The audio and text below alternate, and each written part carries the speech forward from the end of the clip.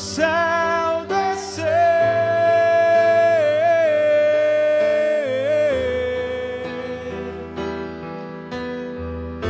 Aleluias. Santo é o teu nome, Senhor. A terra clama, os teus filhos clamam nessa noite pela tua presença. Faz o céu descer neste lugar. Continua fazendo, Senhor Deus, continua libertando, continua curando, continua salvando, continua transformando. Senhor, nós abrimos o nosso coração. Obrigado pela tua presença manifesta neste lugar. Obrigado pelo teu cuidado, obrigado pelas tuas misericórdias, pela tua provisão. Nós te louvamos, nós te engrandecemos. Tu és o rei deste lugar, tu és o rei das nossas vidas. Vem sobre nós, Senhor. Oh, Espírito Santo, enche cada coração. Não nos deixa voltar para os nossos lares da mesma forma que nós entramos neste lugar, Senhor Deus. Que não seja o homem, mas o Senhor a falar conosco. Aleluia. Senhor, nós queremos aprofundar mais e mais em Ti, Senhor. Nós louvamos aqui sobre mergulhar. Nós queremos mergulhar em Ti. Queremos mergulhar no Senhor, Pai. Fala conosco. Nós queremos estar imersos em Ti, Senhor Deus. Em nome de Jesus. Amém. Você pode aplaudir a Ele? Suas melhores palmas, irmãos. Porque é para Ele. É para honrar, para engrandecer e exaltar o nome dEle. Aleluia. Ele é digno. Só Ele é digno de exaltação. Só Ele é digno. Pode se assentar.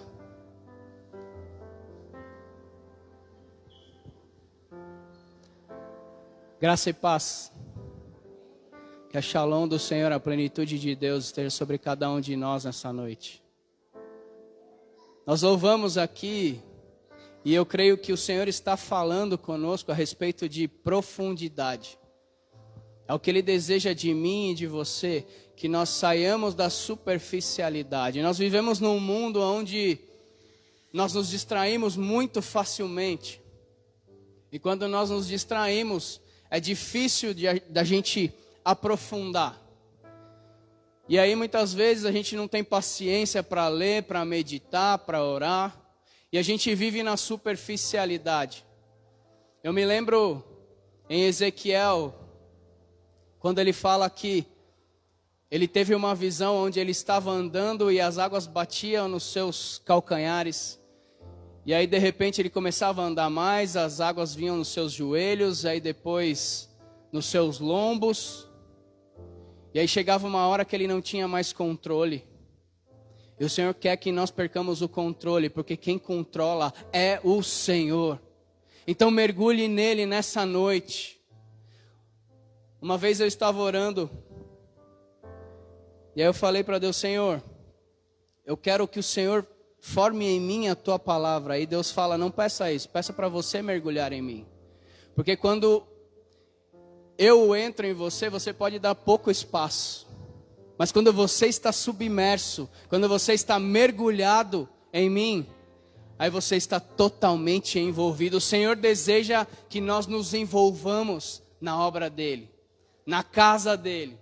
Cada dia que passa, nós somos induzidos a ficar mais e mais, irmãos, no mundo virtual. Celulares, tablet, computador, televisão, redes sociais, bancos online, moedas eletrônicas. A tela plana do mundo virtual me faz me esquecer que o mundo real tem curvas, tem forma.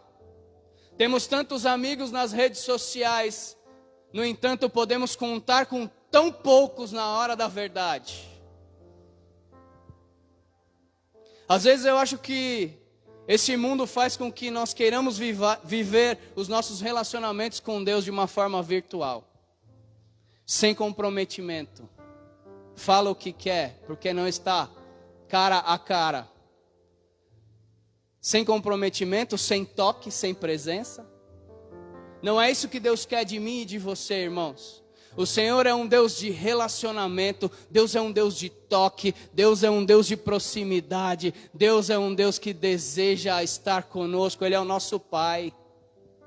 E Ele está aqui nesta noite, Ele deseja que você abra o seu coração para deixar Ele entrar.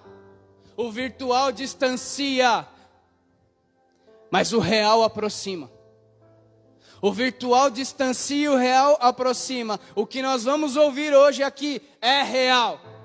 O que nós vamos ouvir hoje vai te aproximar do Senhor, porque é real. Ele quer nos tocar nesta noite, irmãos. O Senhor deseja te tocar de uma maneira que você nunca mais vai se esquecer. Mas abra o seu coração e Ele está aqui e deseja fazer. O que nós vamos falar nessa noite é o propósito do relacionamento. E eu gostaria que você abrisse comigo a sua Bíblia lá em Gênesis capítulo 3.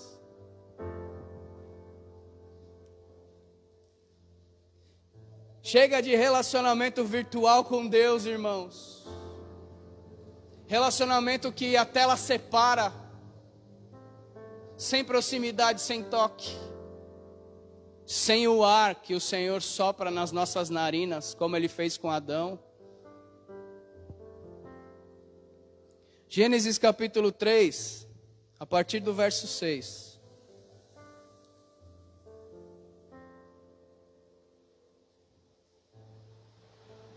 Diz assim a palavra do Senhor: E vendo a mulher que aquela árvore era boa para se comer, e agradável aos olhos, e árvore desejável para dar entendimento, tomou do seu fruto, comeu, e deu também ao seu marido, e ele comeu com ela. Então foram abertos os teus olhos de ambos, e conheceram que estavam nus.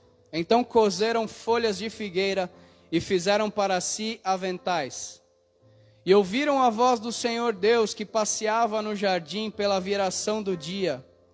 E escondeu-se Adão e a sua mulher da presença do Senhor Deus, entre as árvores do jardim, e chamou o Senhor a Adão e disse-lhes: Onde estás? E ele disse: Ouvi a tua voz soar no jardim, então eu temi, porque estavas nu, então eu me escondi. Então Deus disse: Quem te mostrou que estava nu? Comeste tu da árvore que te ordenei que não comeste? Até aqui. O nosso Deus também é nosso Pai. Nós falamos aqui dos relacionamentos virtuais e que o nosso Deus, Ele é um Deus de toque. Tudo quanto Deus fez na criação, antes do homem, Ele fez através de sua palavra. Mas quando Ele pega o ser humano, Ele toca, se relaciona. O Senhor pega o barro, forma e sopra aquilo que tem dentro dele para dentro do homem. O nosso Deus deseja nos tocar, queridos. Ele deseja se relacionar comigo e com você, com cada um de nós. Nós precisamos conhecer a cada dia mais do nosso Deus, do nosso Pai. Quem aqui já esteve num relacionamento ou que conheceu uma pessoa e quando se aproximou dela, por causa dos defeitos, se decepcionou com aquela pessoa, porque antes já era mais distante, aí conheceu, começou a conviver, começou a andar junto, começou a ver que a pessoa não é perfeita, ver os defeitos, e aí começa a se decepcionar. Todos nós já passamos por essa situação, porque nós vemos a imperfeição do homem, e o relacionamento entre pessoas mostra as imperfeições uns dos outros. Mas o relacionamento entre o homem e Deus mostra a perfeição dele. Aleluia! Em contrapartida, mostra a minha imperfeição e como eu devo ser grato por tudo aquilo que Ele faz por mim. Então se relacione com Ele diariamente. Quando Deus cria a humanidade, Ele deseja se relacionar entre homem e Deus, e entre homem e homem, mulher e homem, mulher e mulher, entre os seres humanos. O nosso relacionamento, ele tem que ser com Deus e com os nossos irmãos. Qual é o propósito dos relacionamentos? Quando Deus fez Adão, depois de um tempo Adão se sentiu só. A Bíblia diz que Deus manda ele nomear todos os animais. Ele ainda não havia feito Eva. Quando Adão começa a nomear os animais, ele começa a ver que todos os animais tinham um par, uma fêmea e um macho. Mas para ele não via alguém que pudesse o ajudar, alguém que pudesse ser a sua companheira. Então ele sente falta de alguém. E a Bíblia diz que Deus viu que não era bom que o homem estivesse só. Não é bom que o homem esteja só, não é bom que a mulher esteja só, não é bom que os irmãos caminhem sós. Viu Deus que não era bom? Quantas vezes, irmãos, eu e você nos sentimos sós, no meio da nossa caminhada? Quantas vezes eu e você sentimos necessidade de algo? Pense. Quase nunca nós valorizamos aquilo que nós temos. E na maioria das vezes nós só valorizamos aquilo que nós necessitamos ou aquilo que nós perdemos. Por isso Deus faz com que eu e você passemos por situações na nossa vida em que nós tenhamos necessidade de algo, para que quando Ele nos der este algo, nós valorizemos aquilo que Ele nos deu. A necessidade faz com que aquilo que precisamos se torne mais valoroso. Valorize aquilo que você já tem, irmãos. Valorize a sua família, valorize o seu trabalho, valorize a sua igreja, valorize os seus irmãos, valorize o seu patrão, valorize os seus amigos, valorize aquilo que Deus te deu. Muitas vezes Deus faz nós passarmos por situações para sentirmos necessidade de algo ou de alguém. Essa semana eu passei um apuro com a minha esposa. Tive que levá-la para o hospital. E aí a gente vê, irmãos, o quão incapazes nós somos. O quão necessitados de ajuda nós somos. O quanto nós precisamos de Deus e o quanto nós precisamos uns dos outros para nos ajudar. Ela começou a sentir dor de cabeça, foi para o banheiro várias vezes, vomitou, estava com dor nas mãos, eu fiquei preocupado. De manhã eu levei ela para o hospital, ela estava com a pressão 19/11. É Deus que cuida de nós, irmãos. E quando nós nos vemos nessa situação, nós vemos como nós somos necessitados de ajuda, porque eu tenho 3 filhos pequenos, de madrugada para levar para o hospital. O quanto nós precisamos uns dos outros, e o quanto nós dependemos do nosso Deus. O quanto que se Deus não cuidar de nós, nós não somos nada e nem ninguém, irmãos. Nós estamos nas mãos do nosso Deus, por isso temos que confiar nele. É Ele quem cuida de nós, irmãos. Adão percebeu que estava só, porque quando ele foi dar nome aos animais, ele percebeu que não havia ninguém para ele. Deus fez ele sentir a necessidade, para que quando Deus desse Eva para ele, ele valorizasse. Mas não é somente a necessidade do homem que faz Deus nos entregar algo. É preciso que Deus também veja essa necessidade.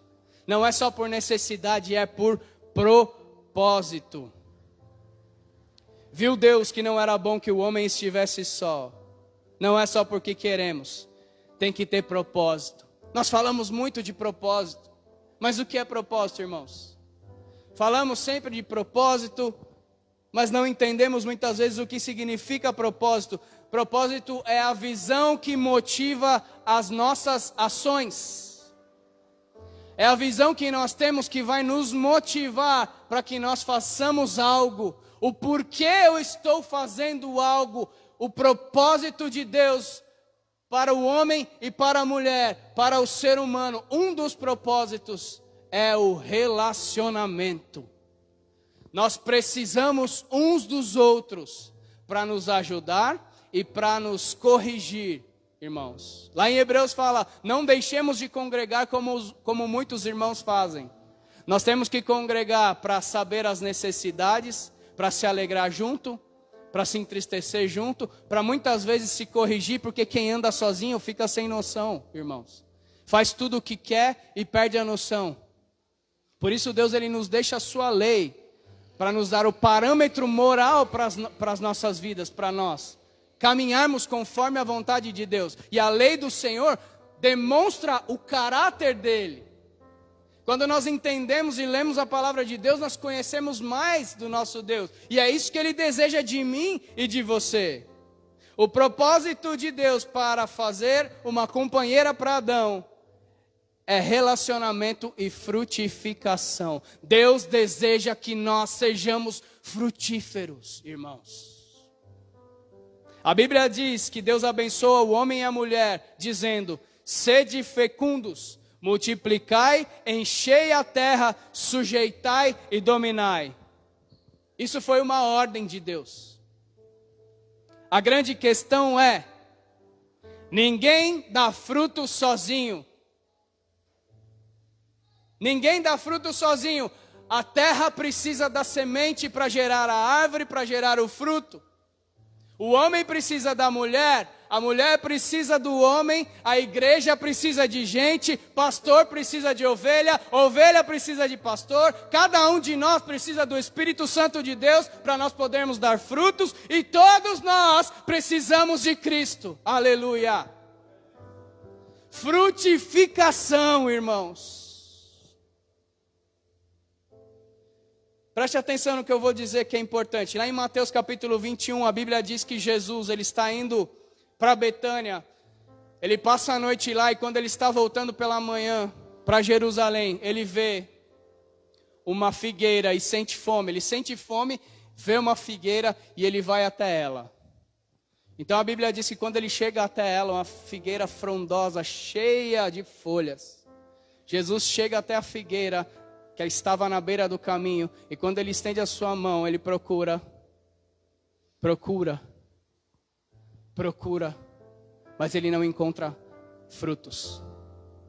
E a Bíblia diz que imediatamente Jesus diz: jamais nasça fruto de ti. E a Bíblia diz que poucos momentos depois aquela figueira se seca. Existe um mistério tão grande aqui, irmãos.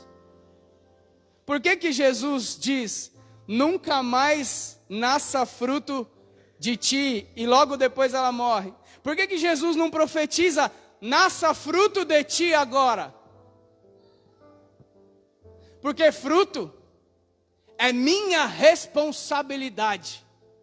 Jesus não vai fazer milagre para algo que é minha responsabilidade. Milagre só acontece quando algo é impossível, quando eu preciso produzir algo, quando eu tenho capacidade de fazer algo. Ele não vai fazer milagre, ele vai exigir os frutos de mim e de você, irmãos. Fruto é minha responsabilidade. Ele semeia. Jesus semeia nas nossas vidas, e eu, como uma terra frutífera, como uma boa árvore, eu tenho que dar fruto para Ele. Por que aquela árvore seca? Porque não basta parecer ser, não basta parecer ser cristão, não basta parecer ser um homem ou uma mulher de Deus, não basta parecer que você lê a palavra de Deus, que você ouve e pratica os mandamentos de Deus, não basta parecer ter frutos na figueira, tem que ter frutos. Por que aquela árvore morre, irmãos? O propósito da figueira qual que é? Dar figos. O propósito da figueira é frutificar e dar figos. Quando eu e você não damos frutos para Deus, nós não estamos cumprindo o propósito pelo qual Ele nos estabeleceu. Mas por que aquela árvore morreu? Porque quando eu e você não cumprimos o propósito que o Senhor nos estabeleceu, nós já estamos morrendo. Dá para entender a profundidade que é ser infrutífero, quando Deus nos deu toda a condição para ser frutífero. Quando eu e você não cumprimos o propósito de Deus, nós já estamos morrendo, irmãos. Por isso aquela árvore morreu e ele não faz milagre, porque não dá para fazer milagre naquilo que é possível. Deus não vai fazer milagre naquilo que é nossa responsabilidade. Uma hora Jesus vai vir até mim e você vai estender a sua mão e vai procurar o que é que nós temos para oferecer para Ele. Quais os frutos nós temos para oferecer para Jesus. O que você tem para oferecer a Ele? Pedidos, eu sei que nós temos muitos. Muitos pedidos. Vem na igreja, pede, pede, pede, pede, pede. E frutos. Quando é que nós vamos dar? Dar, dar, dar. Jesus nos ensina, melhor é dar do que receber. Porque quando eu dou é porque eu já recebi antes. Eu só dou porque eu já recebi de Deus, irmãos. Eu não estou falando, quando eu falo de oferecer frutos, eu não estou falando de salvação, irmãos, porque a salvação, já foi falado aqui pelo pastor Rodrigo, a salvação só Ele poderia nos oferecer. Nós não temos condições de nos salvar. A salvação ela é de graça, mediante a fé. Eu creio, acredito na obra redentora do Senhor Jesus e Ele vem e nos salva. Mas a frutificação, a santificação é responsabilidade minha e sua. Aperfeiçoamento, amadurecimento é responsabilidade minha e sua, é responsabilidade nossa, irmãos. E Deus não vai fazer milagre naquilo que é nossa responsabilidade, porque milagre só vem no campo do impossível. Aquilo que é possível Deus vai querer que nós façamos, porque Ele quer que a gente cresça, irmãos. Eu me lembro de uma explicação que eu ouvi do pastor Juscelio, apóstolo Juscelio do Mevan, eu achei muito interessante. Que Deus é o nosso Pai, e nós somos seus filhos, e muitas vezes nós como filhos pequenos ainda não sabemos andar, o Senhor no começo nos pega no colo. Mas chega uma hora que nós precisamos começar a andar com as nossas próprias pernas, então o pai coloca o filho no chão, mesmo sem o filho saber andar direito, o pai se afasta um pouquinho e fala, vem filho. Aí o filho, confiando no pai, se levanta com dificuldade, dá o primeiro passinho, o pai fala, vem filho. Aí o filho ainda com medo, mas porque confia no pai, dá mais um passo, o pai afasta um pouquinho e fala, vem filho. Aí o filho dá mais outro passo e mais outro, e de repente ele cai. E aí na cabeça do filho ele fala, meu pai deixou eu cair. Não, irmão, seu pai não te deixou cair. Ele quer que você comece a caminhar com as suas próprias pernas. Ele quer que você exerça aquilo que você consegue exercer com as suas próprias pernas, irmãos. O pai não te deixou cair, não. Ele só quer te fazer crescer. Só quer te amadurecer. Deus é bom em todo tempo. Amadurecimento, aperfeiçoamento, santificação, frutos, são pelo nosso esforço. Por isso Ele nos deixa a sua palavra, que é o nosso exemplo de conduta moral, para nós entendermos como Ele deseja que nós sejamos, e nós entendermos como Ele é. Quero falar algo precioso aqui, algo mais precioso aqui. O fruto antigamente era o símbolo do pecado, porque quando Adão e Eva, nós lemos aqui, quando Adão e Eva estavam no jardim, Deus ele dá uma ordem para eles e fala, olha, não comam do fruto da árvore do conhecimento do bem e do mal. Eles comem em desobediência e o fruto fica como um símbolo de desobediência. Mas Deus ele pega algo que simboliza a desobediência e transforma em algo que simboliza agora a obediência e a frutificação, que são os frutos do Espírito Santo. O fruto do Espírito Santo. A Bíblia fala lá em Gálatas que existe este fruto, que são 9. Fruto fala de aperfeiçoamento de caráter e não de poder.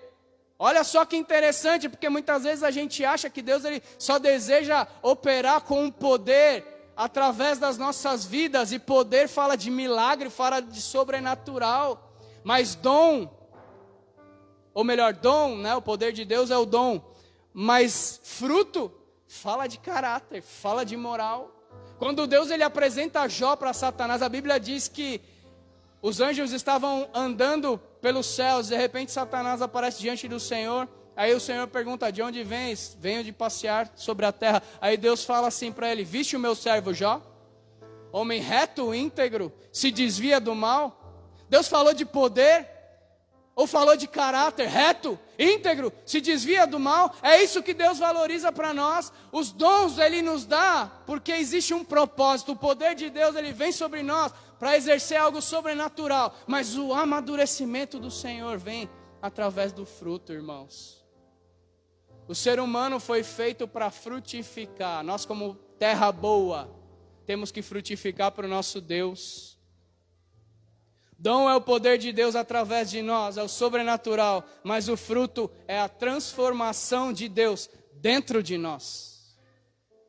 Transformação dentro é o processo natural, ou que deveria ser natural. Quando eu me relaciono, quando eu conheço, ele frutifica, eu gero frutos. Quando o Espírito frutifica em mim, esses frutos são manifestos para o próximo. Já parou para pensar que interessante, irmãos? O fruto que eu manifesto não é para eu me alimentar. O fruto que a árvore manifesta não é para a árvore se alimentar, é para que alguém se alimente daquele fruto. Pelo contrário, quando eu manifesto o fruto, é porque eu já estou muito bem alimentado. Quando Deus te alimenta, você gera fruto. E aí a pessoa que está do seu lado, a pessoa que convive com você, vai tomar desse fruto, vai se alimentar e vai poder viver mais um pouquinho. Aleluia. Então gere frutos, dê frutificação para Deus. A árvore não se alimenta do seu fruto. Aleluia. Gálatas 5:23 diz assim: frutos do Espírito. Mas o fruto do Espírito é amor, alegria, paz, longanimidade, benignidade, bondade, fidelidade, mansidão, domínio próprio. Contra estas coisas não há lei. Irmãos, não existe lei que condena nenhuma dessas coisas que nós falamos aqui.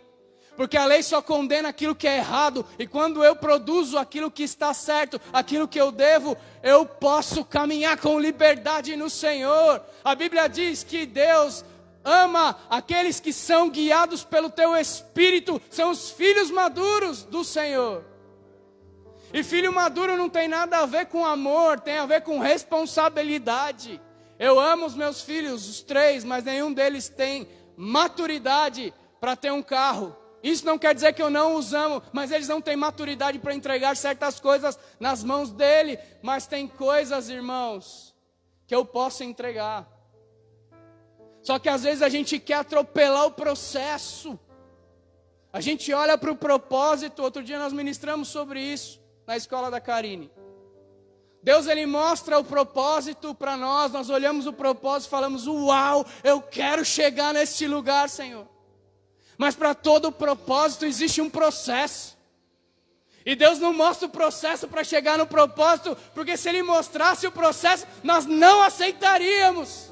Porque é sofrimento, é suor, é lágrimas, tem alegria também, mas tem dificuldade, irmãos. E muitas vezes, quando a gente olha para o processo, a gente não quer passar por essa situação. E aí, às vezes, Deus só mostra o propósito. E aí eu me lembro de José, que passou por tudo o que ele passou na vida dele, para chegar um dia a ser governador da maior potência da época. Passou pela recusa dos seus irmãos, passou a ser vendido pelos seus irmãos, a ser escravo na casa de Potifar, depois ser acusado de um crime que ele não cometeu e ser preso. Processo, irmãos, processo. Você acha que José não teve dificuldade de entender aquilo que estava acontecendo? Deus mostrou o propósito como? Quando Ele deu o sonho para ele. O sonho onde o sol, a lua e as estrelas estavam se curvando diante dele. Propósito, mas não mostrou o processo. José é uma figura de Jesus. E aí o pastor Rodrigo falou algo que eu achei tremendo, irmãos. Talvez se José soubesse o processo, ele não aceitasse. Ele foi levado, na verdade. Mas Jesus sabia o processo. Jesus conhecia o propósito, sabia o processo, sabia que ia ser xingado, sabia que ia sofrer, sabia que ia ser pregado na cruz, sabia que as pessoas iam rejeitá-lo, e mesmo assim ele caminhou diante do propósito de Deus, por amor a mim e a você, aleluias. Não dá para não nos rendermos a esse homem que também é Deus, valente, guerreiro. Guerreiro, irmãos, podia acabar com tudo. Nós sabemos aqui lá em João, quando os soldados vêm atrás dele, quem é Jesus? Ele fala, eu sou, todos caem por terra. Ele podia acabar com tudo se ele quisesse. Mas ele foi valente porque, mesmo entendendo o processo, ele foi em direção ao propósito. Aleluia!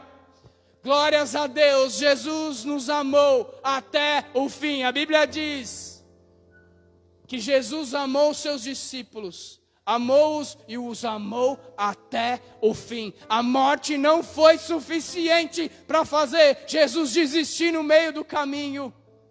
E para nós, o que tem sido suficiente para fazer a gente desanimar e querer parar? Como nós temos sido fracos, irmãos. E quando eu estou pregando, eu estou falando de mim mesmo. Eu sou homem, sou falho, sou fraco. Preciso de Deus. Preciso estar o tempo todo buscando para me manter andando corretamente, conforme a vontade do Senhor. Não é fácil, mas é a melhor coisa que nós podemos fazer. Não existe algo melhor do que ser discípulo de Jesus. Não existe nada melhor do que ser servo do Senhor, ser filho do Senhor. Não existe. Às vezes a gente fica pensando, se eu aceitar Jesus, se eu for seguir a Bíblia, eu vou ser um infeliz. Infeliz é se você for para o inferno quando você morrer, irmãos. A nossa felicidade é fazer a vontade do nosso Pai. Jesus, ele falou, uma comida eu tenho para comer. E essa comida é fazer a vontade do Pai. Quando eu faço a vontade do Pai, eu me alimento, eu me alegro. Coisa boa é alegrar a Deus, porque Ele gera alegria em nós, irmãos. Não é fácil, mas é maravilhoso. Eu me lembro de Paulo, quando ele fala, em tudo somos atribulados, mas não angustiados, perplexos, mas não desanimados, abatidos, mas não destruídos, carregando sempre no nosso corpo o viver de Cristo, para que a vida de Cristo viva em mim. Aleluias! Para mim, o viver é Cristo e o morrer é ganho. Viver é Cristo, morrer é lucro. Qual o melhor investimento que eu e você podemos fazer? Investir no reino do céu, investir em fazer a vontade do Senhor, aleluia. E o banco de Deus, nós já falamos aqui, o banco de Deus é investir no órfão, na viúva e no necessitado. Quando eu dou das minhas riquezas terrenas para alimentar as pessoas, para fazer a vontade de Deus, eu estou depositando no reino espiritual. Estou ajuntando tesouros no céu. Quando eu aplico no reino de Deus, eu estou aumentando o meu tesouro na casa do Pai. Aleluia. Eva desobedece e come do fruto proibido. Mesmo assim, Deus vem ao seu encontro. Irmãos, por mais que nós erremos diante do nosso Deus, por mais que nós, muitas vezes, sejamos infiéis diante dEle, por mais que nós desejemos nos esconder quando a gente erra, o Senhor nunca falta ao encontro. Por mais maus que nós sejamos, Deus vem ao nosso encontro. O Senhor nos ama, irmãos, a ponto de dar o seu Filho, Jesus Cristo, Filho amado, para que nós, por causa deste amor, crendo no sacrifício, na obra de Jesus, feita lá na cruz do Calvário, entendendo que somente essa obra pode nos trazer diante do Pai. Ele nos amou tanto que Ele entregou seu Filho, para que nós estivéssemos diante dEle novamente. Aleluias. Deus vem de encontro ao homem, mesmo depois que ele erra. Deus se manifesta, o homem se esconde. Essa é a tendência do ser humano, a tendência da humanidade é fugir depois que errar. Aí Deus pergunta para Adão: aonde estás? Eu quero que você entenda o que eu estou falando aqui, porque Deus está falando com cada um de nós. Quando Deus pergunta para Adão: onde estás? Ele está perguntando para mim e para você: onde estás? Meu irmão, minha irmã, amado e amada, onde estás? Quem te falou que estavas nu? Comeste do fruto proibido, fizeste algo que eu não deixei que você fizesse, por isso você está se escondendo? Quando eu como do fruto da desobediência, preste atenção, irmãos. Quando eu e você, como Eva, comemos do fruto da desobediência, eu frutifico em mim as obras da carne. Quando eu desobedeço a Deus, está sendo semeado no meu coração as obras da carne. Gálatas 5, capítulo 5, verso 16. Digo, porém, andai no Espírito e não cumprireis as concupiscências da carne. Verso 19. Porque as obras da carne são manifestas: prostituição, impureza, lascívia, idolatria, feitiçaria, inimizades, porfias, emulações, iras, pelejas, dissensões, heresias, invejas, homicídios, bebedices, glutonarias e coisas semelhantes a esta, acerca das quais vos declaro, como antes já vos disse, que aqueles que cometem tais coisas não herdarão o reino de Deus.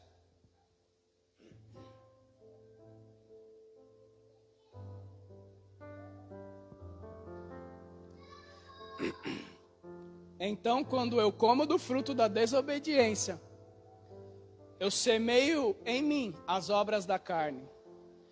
E quem pratica essas coisas não herdará o reino. Não sou eu que estou falando, é a palavra de Deus que está falando. Quando Deus vem até Adão, Adão joga toda a sua responsabilidade na sua mulher e em Deus. Ele fala: olha, a mulher que tu me deste, ou seja, foi a mulher e você, porque você que me deu. A culpa não é minha, Senhor, a culpa é da mulher e do Senhor, porque foi o Senhor que me deu a mulher. Essa atitude de Adão me mostra que Adão não se arrependeu, irmãos. Se Adão tivesse se arrependido, ele ia falar: Senhor, pequei contra ti, como Davi. Eu pequei contra ti, Senhor, me perdoa, perdoa minha mulher. Se Adão tivesse se arrependido de verdade, eu tenho certeza que o futuro da humanidade seria outro, irmãos. Essa atitude dele nos mostra que ele não se arrependeu. Será que eu e você temos jogado as nossas responsabilidades nas pessoas? Será que eu e você temos jogado as nossas responsabilidades no nosso patrão, nos nossos pais, nos nossos filhos, na economia, na pandemia, no pastor, no próprio Deus? Será que nós temos jogado as nossas responsabilidades para outras pessoas, ao invés de assumirmos a nossa responsabilidade? Aonde estás? Por que é que você está se escondendo? Deus está perguntando para você. Aonde você está? Aonde você está nessa noite? Aonde você está quando eu te procuro e você está se escondendo de mim? Por que é que você não fez aquilo que eu estou mandando você fazer? Essa pergunta significa que Deus não sabia onde ele estava? Jamais. Deus sabe todas as coisas. Mas quando Deus nos faz uma pergunta, Ele quer que nós respondamos a Ele. E Deus está te perguntando nessa noite: aonde você está? Por que você está se escondendo? Ele quer que você responda, quer que você reflita, quer que eu reflita. e que nós respondamos a Ele aonde nós estamos, o que é que nós estamos fazendo com aquilo que nós devemos fazer. Por que é que nós estamos nos escondendo das nossas responsabilidades, culpando aos outros quando a culpa e a responsabilidade muitas vezes é nossa? A pergunta de Deus para nós nessa noite é essa: aonde você está? E quando Deus pergunta, Ele quer resposta. O Senhor quer resposta, irmãos. Depois de comer do fruto, se abrem os olhos de Adão e de Eva, e eles veem que eles estavam nus. Mas eles não estavam nus antes? Sim. O problema é que a desobediência me faz olhar para as coisas de Deus com a perspectiva do pecado.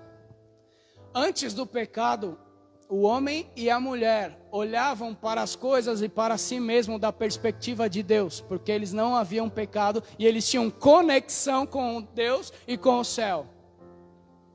Então, quando eu estou em Deus, eu olho com a perspectiva de Deus. Quando eu não estou em Deus, eu começo a olhar pela perspectiva carnal e pecaminosa. Então eu olho para mim e eu vejo que eu estou nu. Então eu fico com medo, eu fujo de Deus e eu me escondo dele.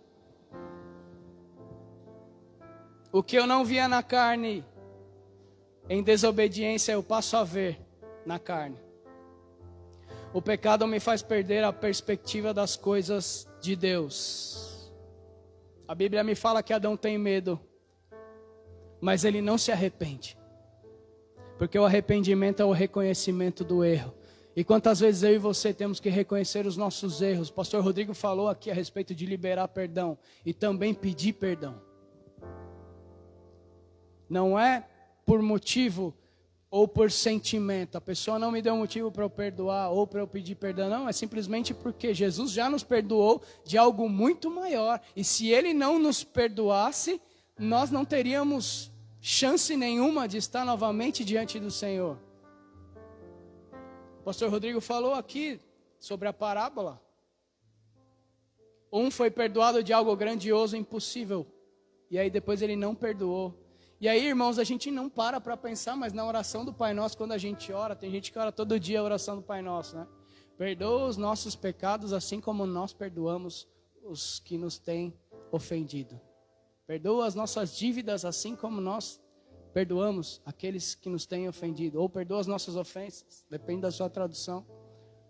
Ou seja, se eu peço para Deus me perdoar, mas eu não perdoo, Ele vai me perdoar? Nós precisamos conhecer a palavra do Senhor, conhecer o Deus da palavra, para que nós possamos nos relacionar com Ele e frutificarmos, como Maria. Maria falou assim: eis-me aqui, Senhor, cumpre em mim o teu querer. Então a Bíblia diz que o Espírito Santo desce sobre ela. Ela pergunta: mas como se sucederão essas coisas, se eu ainda sou virgem? Sou pura. Deus necessita dos puros, irmãos. Ele quer pureza. Não quer habilidade não, Ele quer pureza, Ele quer verdade. Misericórdia quero e não sacrifício. Ele quer verdade e pureza, irmãos. Talvez pelo fato dela falar: Senhor, eu não sei como fazer. Aí Gabriel fala: olha, descerá sobre ti o Espírito Santo, e o poder do Altíssimo te envolverá. Tua alma viverá, teu espírito renovará, tudo novo se fará, saltarás de alegria, aleluia. Tem um cântico que fala sobre isso. Descerá sobre ti o Espírito Santo. Ele quer frutificar em nós. Por Maria ter deixado o Espírito Santo fazer a obra dele, ela gerou dentro dela salvação. Está na hora de nós deixarmos Deus gerar salvação dentro de nós. Não somente para nós, mas para o mundo, para as pessoas que nos cercam, para o mundo em que nós vivemos. Deixe Ele frutificar salvação dentro de você, aleluia. A primeira coisa que nós temos que fazer é nos arrependermos. Sem arrependimento das más obras não há salvação. Hoje em dia nós tratamos o pecado como simplesmente um problema. Nós falamos aqui muito sobre isso no Homem ao Máximo. Tratar o pecado como um problema é um grande problema, irmãos. Porque o problema te coloca como vítima. E o pecado te coloca como culpado que precisa se arrepender e ter mudança. Então não trate o pecado como um simples problema. Como se você tomasse um remédio e isso se resolveria. Quando nós pecamos, nós somos culpados. Mas Jesus, ele fala que se vocês pecarem, deem graças a Deus, porque existe um advogado que está diante do Pai para vos perdoar. Se pecou, se arrepende, pede perdão. Ele é fiel para nos perdoar, aleluia. Ele é fiel e nos ama o suficiente para nos perdoar. Pecado é pecado, problema é problema. Arrependei-vos, pois é chegado o reino dos céus. Essa é a mensagem de Cristo. Deus pergunta para Adão, aonde você está? E desde Adão até os dias de hoje, nós temos fugido das nossas responsabilidades. E o Senhor está nos perguntando hoje, onde você está? Aonde você está, minha irmã? Aonde você está, meu irmão? Aonde nós estamos, que nós não estamos fazendo de acordo com aquilo que Deus deseja? Aonde você está, que não está diante da minha presença? Por que que você está se escondendo de mim? O Senhor está falando com você. Aonde você está que não resistiu à tentação? Aonde você está que não cuidou da sua esposa, que não cuidou do seu marido? Aonde você está que não cuidou do seu lar? Aonde você está que não cuidou da educação dos seus filhos? Aonde você está que não instruiu na palavra? Aonde você está que não está usando os seus talentos para a obra do Senhor? Deus exige respostas. Quando Ele nos faz pergunta, Ele exige respostas.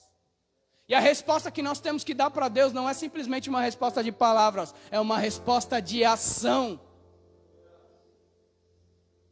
A resposta não é só de palavras, é de ação. Seja a resposta para o caos do ambiente em que você vive. Isaías foi uma resposta. Deus perguntou, quando ele teve uma visão de Deus lá no templo, ele estava lá no templo, ele tem uma visão de Deus. Aí Deus pergunta, a quem enviarei? Quem há de ir por nós? Isaías dá uma resposta imediata para Deus. Ele diz, eis-me aqui, Senhor, envia-me a mim. Aleluia, a vida de Isaías foi transformada depois daquele dia. Ele foi o profeta que mais anunciou a vinda do Messias, irmãos. Deus mostrou coisas grandiosas para Isaías, mas não foi fácil.